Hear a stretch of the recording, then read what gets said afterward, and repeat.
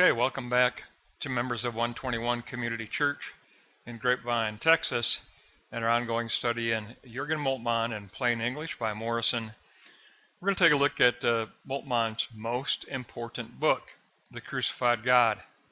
And I'll say ahead of time, Morrison did get it right. He did get the analysis correct.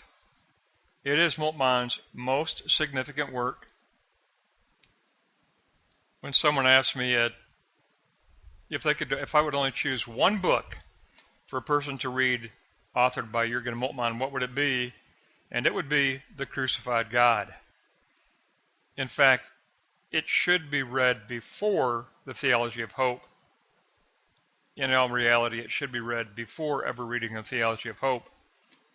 Moltmann wrote The Crucified God to correct misinterpretations of The Theology of Hope. And so it's a very significant work, and it launched the entire movement of liberation theology. Now, the father of liberation theology is Gustav Gutierrez of Latin America, but his inspiration was this book, The Crucified God. This is the book that launched all liberation theologies. So it's a very, very significant work, and when someone asks me which book should they read of Jürgen Moltmann's, I always recommend this work, The Crucified God, more than any other. And Morrison gets this correct, so this is very important. Let's go to block 1 and get started here. Okay, block 1. What do we mean by the crucified God? God voluntarily suffers with us because he loves us freely. He is the crucified God. Our knowing is a crucifying form of knowledge. It shatters our works. It shatters our concepts of reality. The cross reaches deeply into the very nature of God. So, the nature of God in the cross. The death of the Son takes place within the depth of the nature of God himself. Christ takes up the eternal death of the forsaken and the eternal death of the damned. Christ becomes brother to the damned. This is a love that suffers solidarity. Solidarity with those who are God forsaken. That's key. Now we move on to block 2 and take a look at introducing the crucified God. There is a dialectic. Remember, Moltmann is neo-orthodox. He is a follower of Karl Barth. There's a dialectic between cross and resurrection. Out of suffering arises hope because of resurrection. Suffering has been embraced by God himself. God embraces our suffering. The essence of our faith arises with the cross of Christ. It creates a crucifying form of knowledge. The cross must be reconciled with any doctrine of God. Our doctrine of God and the cross. This is key. For Moltmann, the cross determines our doctrine of God. The cross dismantles all idolatry. It dismantles any attempts to romanticize the cross. We wrestle with the scandal of the cross. The cross forms the center of our ideas. It's the center of our ideas about God and the doctrine of God.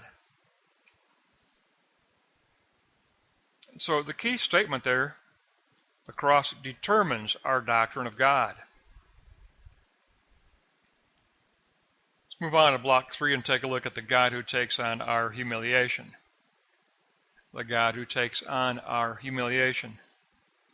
The brutal realism of the cross shatters every idol of God, every metaphysical speculation. Worldly images of God are destroyed. Moltmann says we negate the gods of the world. We affirm God in Christ. That's key. we affirm God in Christ, negating the idol of God in our image, negating consumer culture. In Christ, God suffers humiliation. God suffers God-forsakenness.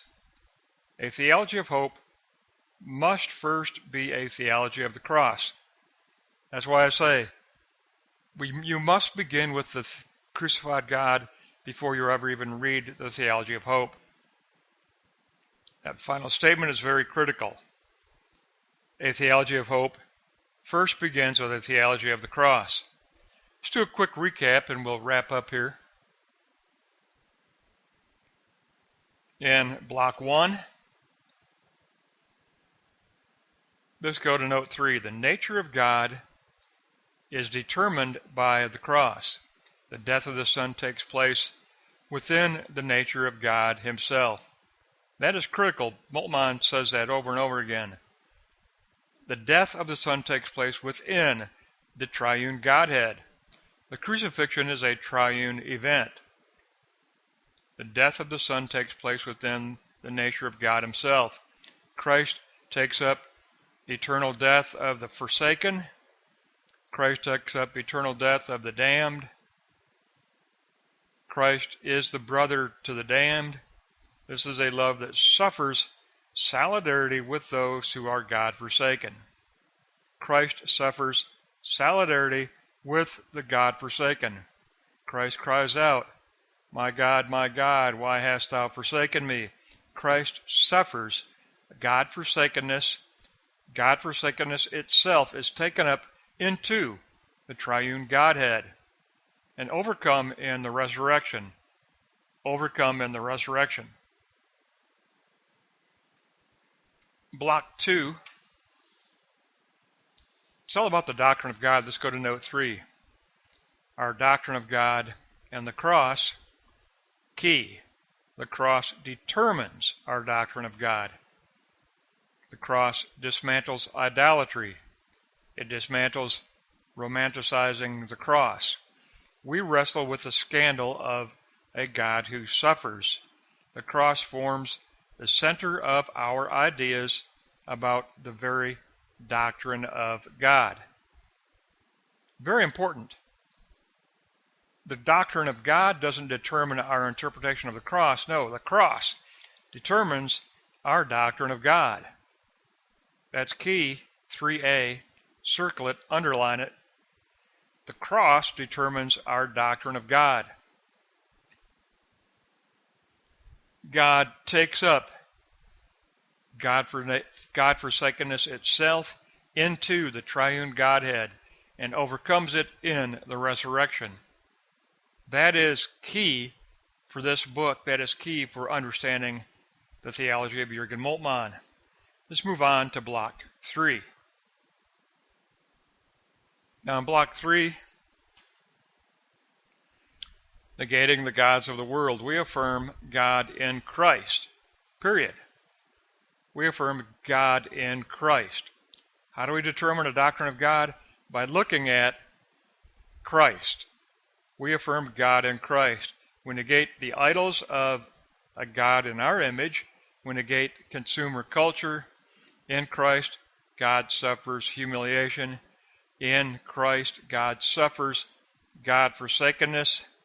A theology of hope must first be a theology of the cross. If you're going to study Jürgen Moltmann, you read Crucified God first, then you read Theology of Hope, then you read Church and the Power of the Spirit.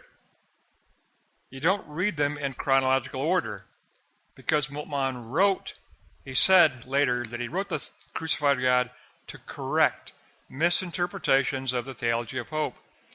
So to study Moltmann, you take his first trilogy, but you begin by reading and studying the Crucified God, then you read Theology of Hope, then you read Church and the Power of the Spirit. That's the order. If you go through those 3 books in that order, you'll have a better understanding of the theology of Jürgen Moltmann. Morrison gets Crucified God correct. This is correct. There will be a part 2 to this chapter, but let me say right up front that Morrison does get this correct. This is a correct interpretation of Moltmann's The Crucified God. And I think the critical point in this lesson, it kind of comes in a block 2, note 3, that our doctrine of God doesn't interpret the cross. It's the other way around. The cross determines our doctrine of God. God is revealed in Christ. Therefore, it is the cross that determines our doctrine of God. God is the God who suffers. God is the God who suffers God-forsakenness. God is the God who takes God-forsakenness itself up into the history of the triune Godhead and overcomes it in the resurrection. Block 2, note 3a. The cross determines our doctrine of God. Period. That means everything to Jürgen Moltmann. Block 1, you might be able to grab 3a there as well. The death of the Son takes place within the very triune nature of God. The death of God-forsakenness takes place within the very triune nature of God Himself. God takes up eternal death of the forsaken, eternal death of the damned, into the history of the triune Godhead, and then it is overcome in resurrection, conquered in resurrection. Morrison gets it correct. Is this a groundbreaking work? Yes. It launched an entire series of books by other theologians on a theology of liberation. Now we're beyond a theology of liberation now. We moved on past that. But when all those books came out, Gustav Gutierrez, Latin American Liberation Theology, James Cone, Black Liberation Theology, Rosemary Ruther, Feminist Liberation Theology, everyone was getting the foundation for their work from Moltmann's Crucified God. It all began here in this book. Now, Gustav Gutierrez gets credit for being the father of liberation theology. I don't have a problem in saying that or recognizing that. But he confesses, he began with Jürgen Moltmann and the Crucified God. He began here. This is where he began. So liberation theology, the entire movement, began with Jürgen Moltmann's book, The Crucified God. And notice that for Moltmann, it's universal. It isn't Latin American, it isn't black, it isn't feminist, it's universal for Jürgen Moltmann. That's going to wrap up the first half of chapter 3. We will continue in chapter 3 next time, all the way to page 87. So we'll conclude the Crucified God in our next lesson. That wraps up the first half of chapter 3, Morrison on the Crucified God.